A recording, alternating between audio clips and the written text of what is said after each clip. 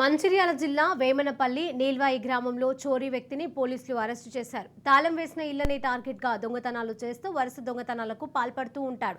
ఇక ఎంతో చాకచక్యంగా పోలీసులు వ్యవహరించి దొంగను పట్టుకున్నట్లుగా తెలిపిన రామగుండం సిపి శ్రీనివాస్ నిందితుని నుండి 15 తులాల బంగారం, 6 తులాల వెండి, 2 లక్షల రూపాయల నగదు పోలీసులు స్వాధీనం చేసుకున్నారు.